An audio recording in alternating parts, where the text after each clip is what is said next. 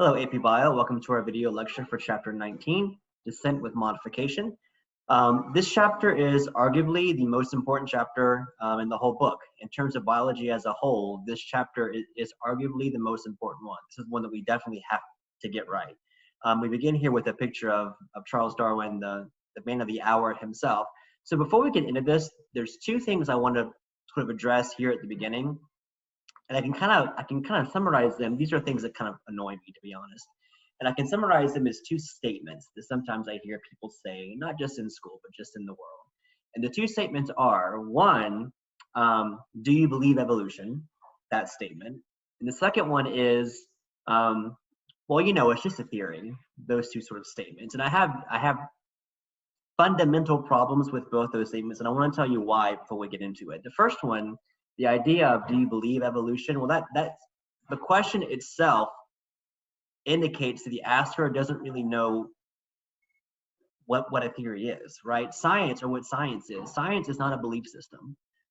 Science is a process, it's a method by which we try to understand the world, to figure things out, to improve life. Science is a method, it's not a religion. Some folks might try and make it a religion, but it's not.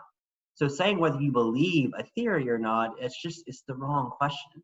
Asking whether or not you accept something, if you accept the current theory of evolution, that's at least a better question. And just so we're clear, if you ask me the question, do I accept evolution? The answer is yes, I do. And 99% of scientists do as well. The second question was, or the statement was, well, you know, it's just a theory. And people who say that really kind of annoys me, because number one, that's being dismissive. And number two, it indicates that the asker or the speaker doesn't know what a theory actually is. A theory in science is basically an attempt to explain things that we observe in nature. So you have like natural phenomena, you have experiments a scientist does, you have observations, and a theory tries to explain it. And the best theories are the ones that are the best sort of claims, the best explanations that fit all the facts, or all the facts, or as many of the facts that we can get into one theory. Some theories are very narrow, some theories are very broad, but saying it's just a theory is being really dismissive, and it's dismissing specifically a ton of evidence that supports whatever the theory is. You know, in like younger grades, you might learn that you have a hypothesis, then becomes a theory, then becomes a law. That's really not how it works. A law is really sort of it's almost a mathematical relationship that always works. Theories are explanations that fit the facts. Tomorrow, might there be a better theory to explain something? Of course there could be. Science is always adjusting itself. But saying something is just a theory, it's being dismissive, and it's not helpful, and frankly, it annoys me. There's an old expression, don't throw out the baby with the bathwater. The idea that you bathe the baby in a tub or whatever, and at the end you want to throw out the bathwater because it's gross. Well, don't throw the baby out with it. If there's one part of a theory that you have a problem with, that's okay. That's totally fair. But you can't dismiss the whole thing when there's lots of evidence that supports it. So let's just get into it now. That's enough rambling from me. So I'm going to begin with a quote from Darwin himself. The quote is, "It is not the strongest of the species that survives, nor the most intelligent that survives. It is the one that is most adaptable to change." And I want to begin with this quote, excuse me, because the expression "survival of the fittest" is one that, Darwin wrote that. That's a real thing. But fittest is not necessarily the strongest or the smartest. It's the one that's best adapted for its environment. You could be the strongest, smartest bear out there, but if you don't have any offspring, if you don't contribute your genes to the next generation of gene pool, or the gene pool of the next generation, your fitness is a big fat zero. So what we want in nature is we want species that are adapted for where they live, which means they will likely live longer, reproduce more, to pass on their genes. Fitness, by definition, is a measure of reproductive success. You could be the slowest, dumbest sloth out there, but if you have 100 baby sloths, your fitness is great because you passed on your genes. Okay? So it's not the strongest that survive, it's the fittest that survive. Being strong could be helpful, but the key is how adaptable are you to the environment. This is a picture. This is a marine iguana native to the Galapagos. Darwin described these as being, I forget the terms he used, slow and dim-witted, something like that. They look very lazy. But if you look at how this thing is adapted for where it lives, let's just go through some features. It has the claws. It has dry, scaly skin. The dry skin would help, the animal from drying out if it gets too hot. It's nice and waterproof. It has the little things on its head. Looks like it probably doesn't have lots of natural predators. This marine iguana might not be well adapted for the Arctic tundra, but it's very well adapted for the Galapagos. All right. This is what Darwin was talking about. What adaptations does a creature have for where it lives? So, quick overview. So, just some historical things that are useful. So, Darwin did not invent the idea of evolution. The ancient Greeks had evolution theories. Darwin was the first guy to, sort of in a well-crafted argument, lay out how evolution works. He published a very famous book. You can go to Barnes & Noble and buy it yourself, called On the Origin of Species by Means of Natural Selection. He published in 1859, so about 150 years ago. And basically, he lays out his argument with a ton of evidence, which we'll get to in a minute. But current species on Earth are descendants of ancestral species. And that's really not debatable. You're the descendants of your ancestors.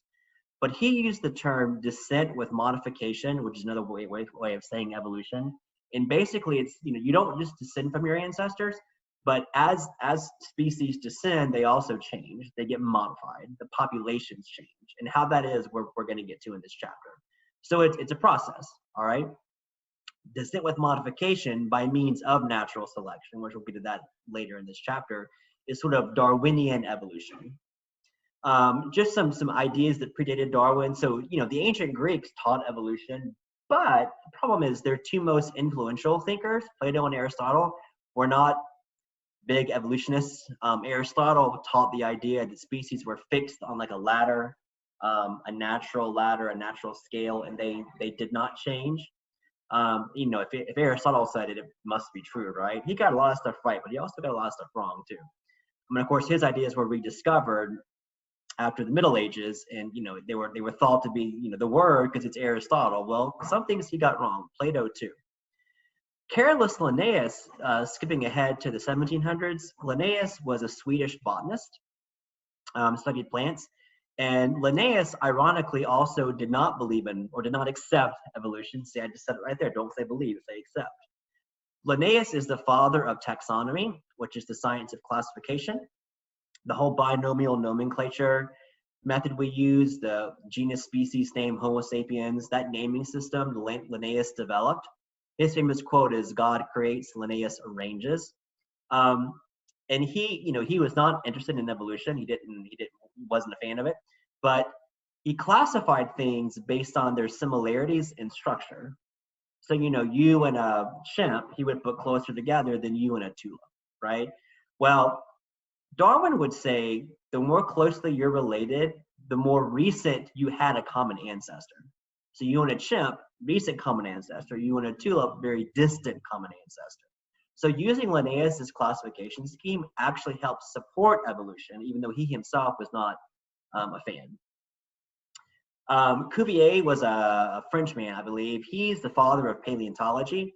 And he, if you go to the Grand Canyon, you can see the different layers, the different strata.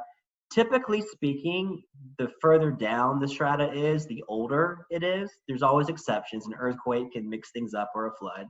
But like if you found a fossil on this level, this trilobite, it's probably older than a fossil that's on a stratum above it. And Cuvier was the guy who was studying this, particularly the fossil record. He speculates that the layers might represent catastrophes, and they literally change colors in a lot of cases, or what they're made of. But this idea of the fossil record and dating things as you get older was sort of an idea that predated Darwin, but Darwin was aware of it when he was doing his work. Hutton and Lyell were two scientists whose writings were very influential to Darwin. And, if you think about the Grand Canyon, like Lyell was proposing the idea that slow and steady mechanisms can change Earth. The thing is, for that to happen, you had to have a lot of time. So let's take a quick aside. In class, we'll probably discuss this more when I see you in person, about how old the Earth is. So if you had asked an ancient Greek person, how old is the Earth, they probably would have said a couple thousand years.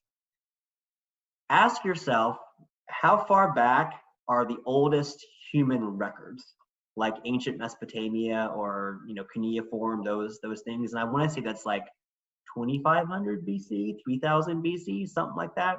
So an ancient Greek would probably say a couple thousand years, because if there aren't any records, it means there weren't humans, right? And the idea of an Earth that's only a couple thousand years old has been around for a very, very, very long time. Now, I'll just be the first to tell you, if I'm the first, that humans were around for a long time before they started writing things down. So humans predate the origin of recorded history by hundreds of thousands of years, okay? Lyell proposes that Earth is much older than most people think in looking at geological processes. And this relates to evolution, because evolution takes a long time too. I should mention this now because there are even today some religious organizations, particularly more fundamentalist ones, who teach a 6,000-year-old Earth. And that's fine. They're using biblical genealogies to do that. You can't argue with the fact, though, that Earth looks very, very old, right? There are, whether you date the Grand Canyon or you date fossils using carbon dating, you can date when rocks first formed from lava. You can use astronomy. You can, if there's a star that's 10,000 light years away, that light's been traveling for 10,000 years before it gets to your eye. So, a fundamentalist who says the Earth is 6,000 years old would argue that Earth was created to look old. And I mean, that's an argument. I get that. They would say that light, was already on its way when God created the universe. And that's an argument for sure, sort of the young Earth argument. But the fact is that science doesn't agree with that, because there are many different ways of dating things and dating the origin of the Earth. And all of them point to an Earth that's very, very old. And, even a young Earther would have to agree that Earth looks very, very old. They would again argue that Earth was created to look old. Science would argue that Earth is actually old. So in terms of current scientific thought, Earth is about 4.6 billion years old. Where that number comes from, we're going to see later. Okay, Jean-Baptiste Lamarck. So Lamarck was a scientist sort of one generation before Darwin. The year he publishes his work is 1809, which is the year Darwin is born, just to give you the context. So Lamarck proposed a mechanism of evolution that is not accepted.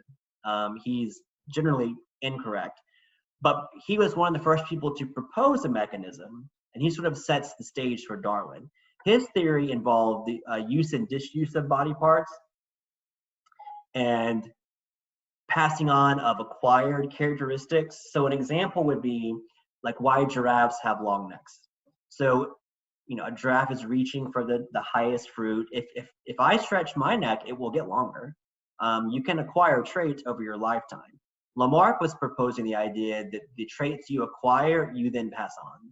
So giraffes with longer necks have baby giraffes with longer necks. Well, what you pass on are your genes, which no one knew about genes at this point. This is before we know about chromosomes and such. This would be like saying I dye my hair blonde, so I have kids that have blonde hair. Things that you acquire over your lifetime are not what you pass on. You pass on your genes. A blacksmith that gets really strong arms might not have kids that are strong, right? Because again, there are genes for musculature for sure. But if I put in green colored contacts, my kids won't have green eyes. So the idea of felt needs, the giraffe needs a longer neck, so it stretches its neck, and then it has babies with long necks. That mechanism is not supported today. The mechanism today is called natural selection, the Darwinian view. But Lamarck paves the way for Darwin, which is why we talk about him. Okay, so a quick bio of Darwin. So he was born in England, 1809. He was very interested in nature. He liked to go on long nature walks, look at butterflies, look at insects, things like that. When he was a teenager, his dad wanted him to go to medical school. He did not. For a while, he considered joining the clergy, Because back in the day, if you wanted to study nature, actually going the route of the clergy was a good path for that. Today, not so much. So he goes to college, becomes a naturalist. Right when he graduates, he's 22, he gets his first job. His family was a decently wealthy family, and they had connections. They kind of hooked Darwin up with this ship called the Beagle under Captain Fitzroy.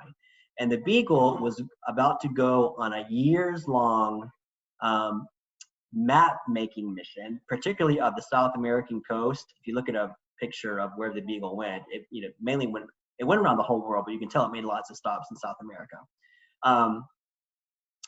To map the coast of South America, and Darwin went along as a naturalist to study the local plant and animal life. When the Beagle would drop anchor, there's the Beagle right there. He would go ashore and collect specimens. He would do sketches. He would store specimens to send back to London for museums and such. He was not thinking evolution. He was just studying the plant and animal life, namely of South America. So one thing that he noticed was that, and we're going to get into this in a minute, was that as you go like from island to island, like in the Galapagos or around South America, the species change, but they have similarities. It's almost like things that live in the Galapagos. The Galapagos are right here, about 1,000 kilometers, I believe, off the west coast of South America. They're very, very far away from South America, right? But they sort of have a South American like imprint where you can tell they're adapted for where they live, but it's like they're cousins of the things in the mainland of South America. All right. He's also reading Lyell's Principles of Geology, which argues the Earth is older than 6,000 years.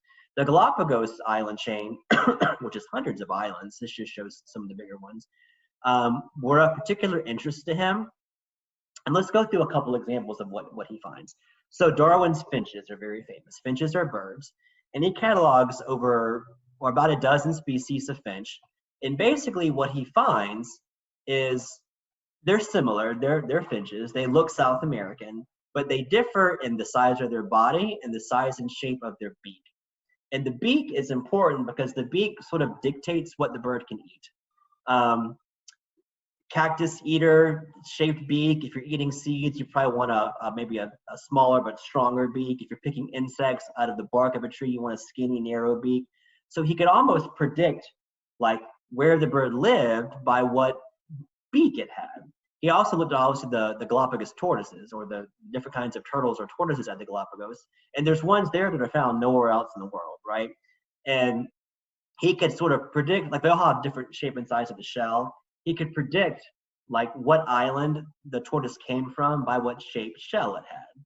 So it's like the tortoises were designed or find themselves in a unique environment, but they're related to those around them in other islands, right? That can't just be coincidence.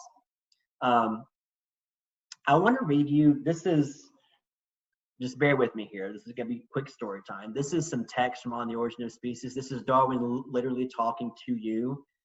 He's a really good writer, by the way. This is very easy to understand. But what he found on his journeys, and the idea going into this was that God created species like to be on each island. Like they were put there for a reason. They're best suited for that island. They have the right beak. They have the right shell. And they're not related to those not on that island. And I want to read to you what he says, okay? The most striking and important factor for us in regard to the inhabitants of islands is their affinity to those of the nearest mainland without actually being the same species. And the mainland would be South America in this case. In the Galapagos archipelago, almost every product of the land and water bears the unmistakable stamp of the American continent, South American continent. There are 26 land birds, and 25 of these are ranked by Mr. Gould as a different species, as a distinct species. This was a guy who worked back in England to catalog specimens. Supposed to have been created here, yet the close affinity of most of these birds to American species in every character in their habits, gestures, and tones of voice was manifest. So they all look South American. The naturalists looking at the inhabitants of these volcanic islands in the Pacific, distant several hundred miles from the continent, yet feels that he is standing on American land. Why should this be so? Why should the species which are supposed to have been created in the Galapagos archipelago and nowhere else bear so plain a stamp of affinity to those created in America? There is nothing in the conditions of life, in the geological nature of the islands, in their height or climate, or in the proportions in which the several classes are associated together, which resembles closely the conditions of the South American coast. In fact, there is a considerable dissimilarity in all these respects. So what he's saying, so the South American, the mainland coast, they're beaches, it's South American coast. The Galapagos Islands are volcanic. So they're nothing like mainland South America in terms of the environment, but the species look alike. On the other hand, there is considerable degree of resemblance in the volcanic nature of the soil, in climate, height, and size of the islands between the Galapagos and the Cape Verde archipelagos, which is off the coast of Africa. But what an entire and absolute difference in their inhabitants. To the Galapagos Islands and the Cape Verde Islands look alike, but they're way far away and the species don't look alike at all. The inhabitants of the Cape Verde Islands are related to those of Africa, like those of the Galapagos to America. I believe this grand fact can receive no sort of explanation on the ordinary view of independent creation, whereas on the view here maintained, it is obvious that the Galapagos Islands would be likely to receive colonists, whether by occasional means of transport or by formerly continuous land from America, and the Cape Verde Islands from Africa, and that such colonists would be liable to modification, the principle of inheritance still betraying their original birthplace. So the idea here is that like the species of finches he finds in the Galapagos are descended from finches in mainland South America. So how they get to the Galapagos? Well, they could fly. A storm could bring them. Like today they're not going back and forth that much. Or maybe the Galapagos were once closer to the mainland. But those species found themselves in the Galapagos, and the idea to stick with modification, as the species has offspring, they change. The population changes to suit the needs that they need on a particular island. So the beak shape, for instance. This slide we've already really kind of talked about. So he says the history of life is like a tree. Life's the diversity of life. He also found, I forgot to say this, so in the Galapagos, like he would find fossils of, like I think he found a fossil of like a giant armadillo. I think it was an armadillo. Huge. Didn't exist anymore. Obviously it's extinct, but he would find smaller versions of the armadillos on the islands today. So he theorizes that the big ones are the ancestors or the ones that are there today. They've gone extinct, but the species evolved or was modified or changed into the smaller versions that we have today. Smaller might be better. You can hide if you're smaller. If you're bigger, you probably need more resources. So being smaller is being more efficient usually. If your food source dries up or goes away and you're really big, you're probably going to be the first to die. So the species might change because what it's eating or maybe just the environment changed. This picture right here, this is a very famous picture from one of Darwin's notebooks. This is his handwriting, where he says, I think. That little I think is a very famous, actually it's a pretty famous tattoo some people get. It says, I think. It's just kind of cool. And here you have like a tree of life. We're going to go through in chapter 20. 20 is more about how you make these kind of graphs. They're called cladograms. We're going to go through with what he's written here. His handwriting is not the best for me to read. But species 1 is the descendant. A, B, C, and D are current species. I'm sorry, one is the ancestor. I think I said that wrong. One is the ancestor. A, B, C, and D are the current species. And he's saying that A and B are not closely related. B and C are very closely related, more so than D and B and C. And you make cladograms like this by using similarities. Today we could do it using DNA or protein amino acid sequences. He's just doing it based upon what they look like, or using Linnaeus' classification scheme. We're going to revisit this picture in chapter 20. A cladogram today might look like this, where the x-axis is millions of years ago. Let's just look at this real quick. So first off, species whose lines don't make it to the present are extinct. Hopefully that's obvious. So like African elephants, Asian elephants are extant, which is the word for they're still living. Mammoths are extinct, right? So if I said, where's the common ancestor for elephants and mammoths? Wherever there's a fork, those are called nodes. So this fork right here, this node, represents the common ancestor that descended into mammoths and the elephants we have today. The year for that would be just over 5.5 million years ago, right? If I said, how old is the common ancestor of all of the species listed on this chart, it would be this node right here, which is 60 million years ago. How you create these cladograms and how you read them is really what chapter 20 is about. So we're going to come back to this later. But like if I said, actually, we'll do another example later. Let's move on. So the main points that Darwin gives in his book, we've kind of already discussed this. He spent some time talking about dog breeding. I'm not sure if it's in this particular book, but he studies dog breeding a lot. The English love breeding dogs, right? So the idea of artificial selection is the idea of like dog breeding, where humans pick which traits they like, and they breed dogs that have those traits. The breeds of dogs we have today was not created by nature. It was created by mankind over thousands of years of dog breeding. We basically pick which ones to breed, so we're picking which ones are more fit. That's called selective breeding, or it's really artificial selection. So he notes that. He also notes that members of a population have lots of variety. We discussed in previous chapters all the things of meiosis, independent assortment, crossing over, random fertilization, sexual reproduction, and mutations in general give you variation.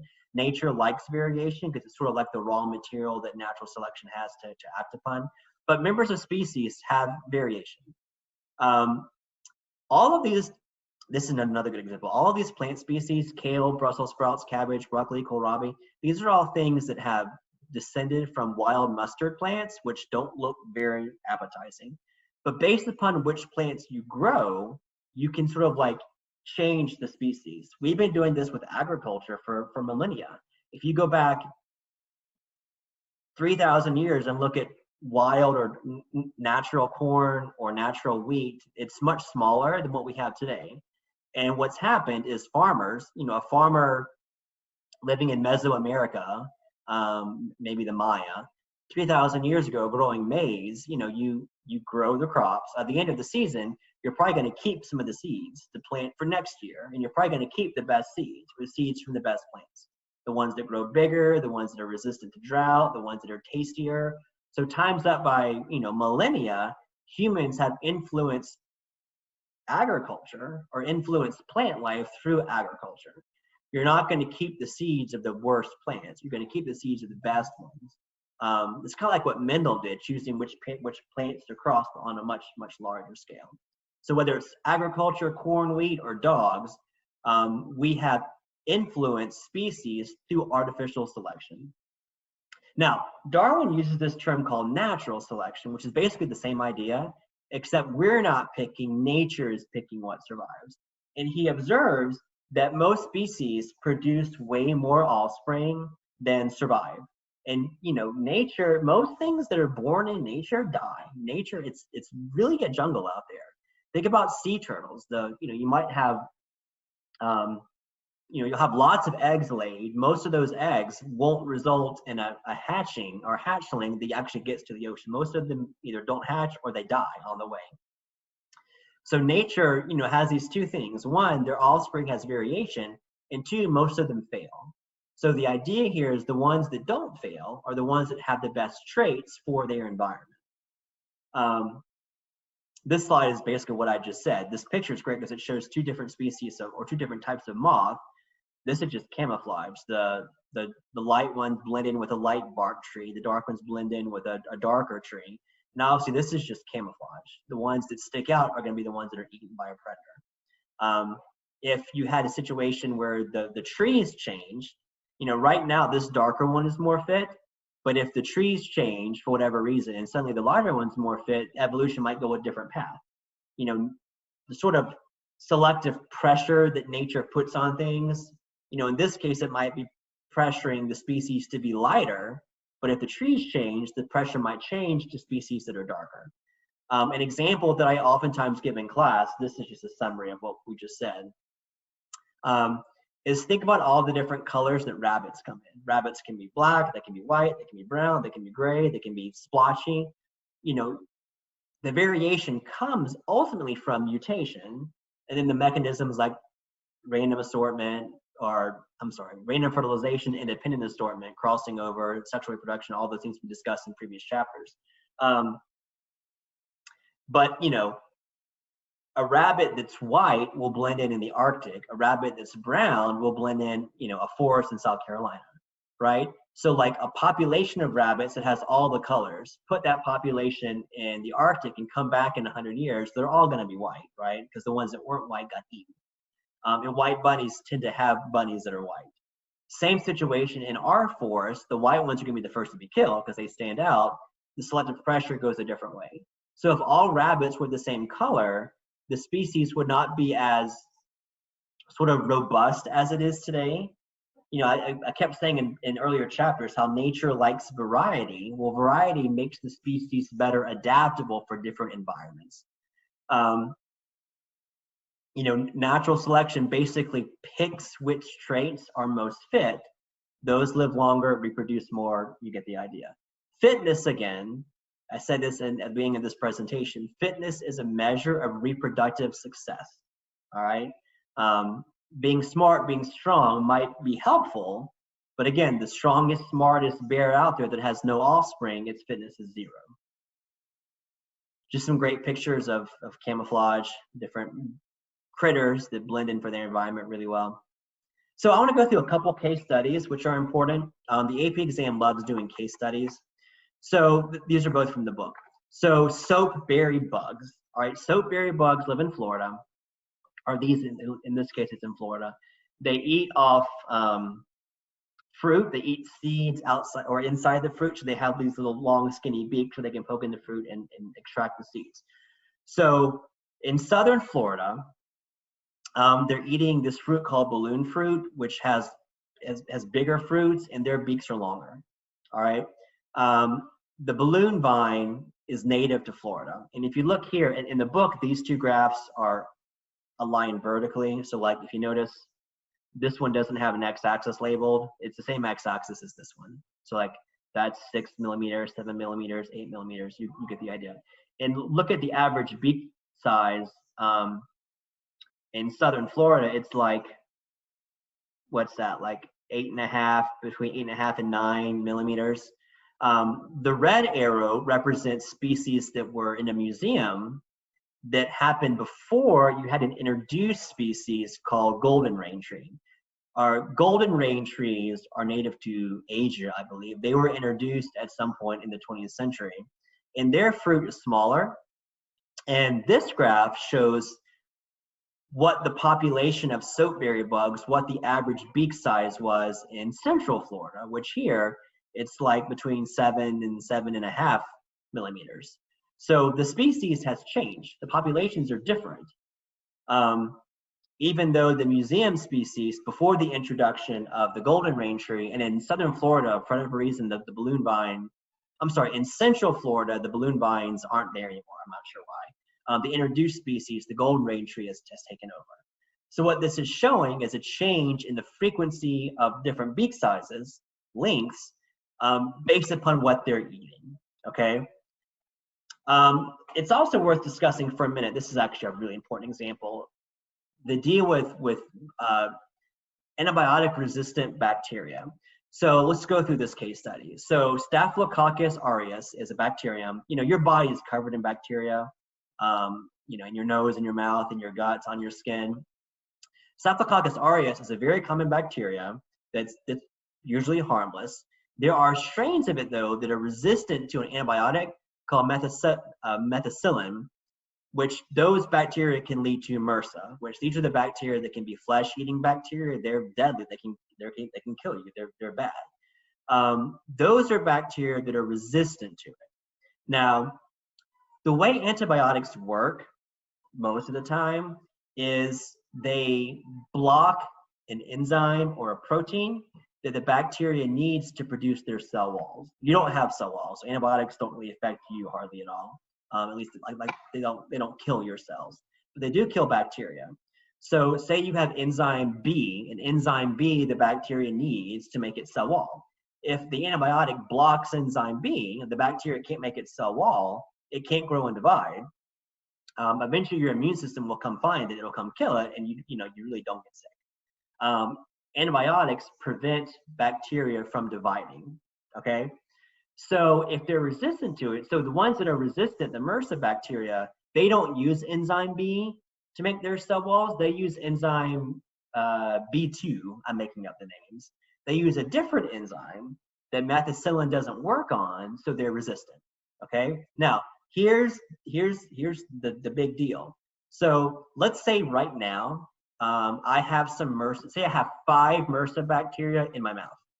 There's billions of bacteria, 5 of them are MRSA right now. Is that a big deal? The answer is no, because that MRSA bacteria is competing with all the other bacteria for resources, and it's sort of kept at bay, all right? What happens if I take methicillin, right? If I take it, all the bacteria die except those 5. Those 5 are now like it's feeding time at the buffet, and they take over, and suddenly I get flesh-eating bacteria and I'm dead, right? So what created the resistance? Well, the resistance was already there. They were already bacteria resistant to the antibiotic. What I did though, it's really artificial selection. In taking the antibiotic, I picked which ones live and die, and then they take over. This graph shows annual hospital admissions with MRSA from 93 to 05, and you can see it's going up a lot, because if I never prescribed antibiotics, the resistant ones, they're around, but they're not chosen to be more fit. And the resistance, and this just shows a plasmid in a bacteria. That gene right there is the resistance gene. If you have it, then you're fine. You could switch to a different antibiotic, but sometimes, bacteria can swap genes. This is a topic for a later chapter, but you can get bacteria that are resistant to like methicillin and penicillin, which you get these super bugs, okay? And let me just say it again.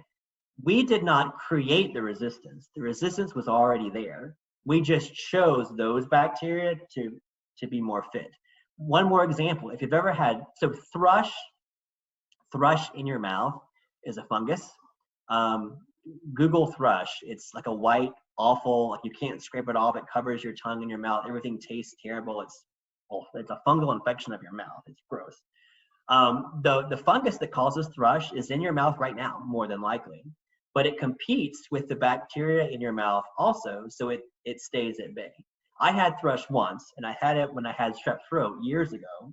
I had strep throat, went to the doctor, they gave me amoxicillin or whatever, and I felt better, but then I got thrush, and I'm like, oh my gosh, what is this? This is disgusting. What was going on was the antibiotic was killing all the bacteria in my body, the good ones and the bad ones, and the good bacteria in my mouth were being killed. So those thrush, the 5 fungal spores I had of thrush, they took over. Because again, feeding time at the buffet, and then I had thrush in my mouth. And the only thing you can do about it, there are antifungal drugs, but the doctor isn't going to prescribe those. Basically, the doctor said, well, just eat yogurt, because yogurt has natural cultures in it. Sometimes if you're on antibiotics, you might take a probiotic pill. You can get these at a drugstore, at a grocery store. And the probiotic pill helps to replace the good bacteria in your intestines. If penicillin gives you an upset stomach, there's bacteria in your stomach that help you digest stuff. They're good bacteria. And if they're dying, you might get an upset stomach. So like replacing those bacteria is a good idea. So I ate yogurt, and eventually the thrush went away. But to try and replace the bacteria that the amoxicillin was killing. So this concept of resistant bacteria, like this is evolution, this is natural selection. Really gets artificial selection, but it's the same concept of fitness. I've already said this. Natural selection, antibiotics do not create new traits, but they pick which ones are best. So homology and analogy, this is wrapping up this chapter.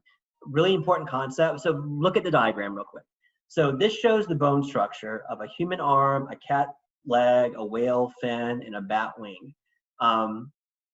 You know, these two move on land, this moves in the water, this moves in the air. So they're doing different things, but the bone structures are very similar. There's one bone here, two bones, a bunch of little wrist bones, and finger bones. Look at the whale. One bone, two bones, a bunch of wrist bones, finger bones. Whales don't have fingers. But why do whales have finger bones? Well, these are all mammals. So the idea here is that these had a common ancestor that had fingers. At least it had finger bones. And so the structures are called homologous structures because they originated in a common ancestor. Animals that have similar structures but that are doing different things, like, again, whales don't have fingers. They have finger bones because they have a common ancestor. These are called homologous structures. Homologous structures are useful because they show evolutionary relationship. They show common ancestry. Bats and insects both fly. Bats and insects, the structure of their wings is different. They're doing the same thing, but the structure is different because the ancestor is further back, right? Homology, you can also use it when studying the development of embryos. Like, this is a human embryo, this is a chick embryo. Both have what's called a post-anal tail. This is a vestigial structure, a structure like your appendix that eventually, or that in this case, the tail goes away. It's the remnant is your tailbone.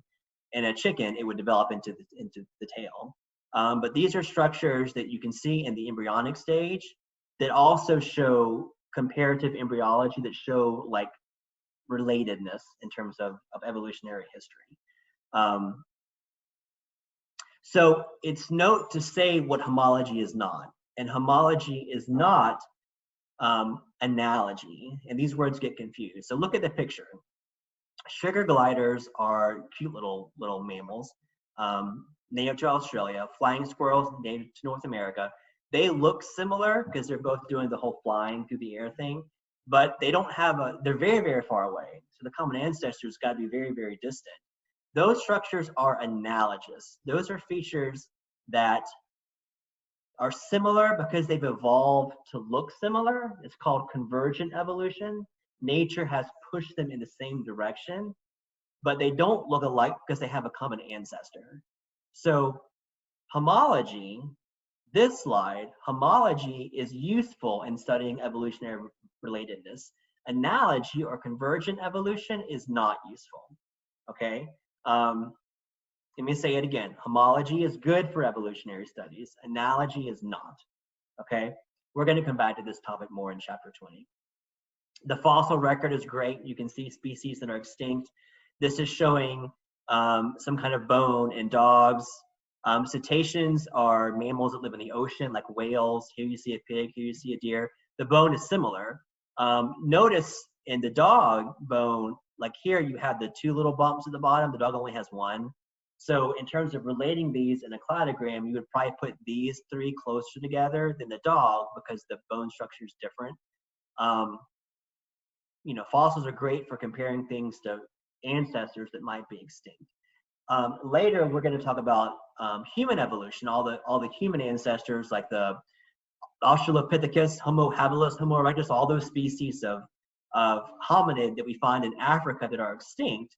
And you know, you might find a species that's extinct that has the head structure of the skull looks more like a Homo sapiens, but you can tell by the hips that it walked on all fours versus upright. Hip bones that walk upright are different from hip bones, the way they're positioned, than things like monkeys that walk on all fours.